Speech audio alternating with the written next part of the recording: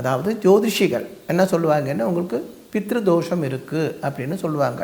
அது கேட்டு தான் நிறைய பேர் இப்படி இந்த திலகோமம் எல்லாம் ராமேஸ்வரத்தில் போய் எல்லாம் பண்ணிட்டு வர்றது. அப்போது அந்த 5ஆம் இடத்துல இருக்கப்பட்ட இந்த 3 கிரகங்கள் அதாவது சூரியன் சனி ராகு கொடிய பாப கிரகங்கள். இவைக்கு செப்பரேட்டிவ் டெண்டன்சி இருக்கிறது, அதாவது வியோக பிரவணதை அப்படி சொல்லுவாங்க. 5ஆம் இடம் பூர்வ புண்ணியஸ்தானம், அதே மாதிரி சந்தான ஸ்தானம். அதே மாதிரி அந்த கிரகங்கள் எங்கே பார்வை இருக்கிறதோ அந்த ராசிகள் எதை பேஸ் பண்ணுறதோ அங்கே எல்லாம் ஒரு செப்பரேஷன் நடக்கும். 5ஆம் இடத்தில் இருக்கப்பட்ட ராகு 9ஆம் இடத்தில் பார்வை இருக்கும். 9ஆம் இடம் என்றால் பாக்கியஸ்தானம். அப்போ அதுவும் அதே மாதிரி பித்ருஸ்தானம் கூட.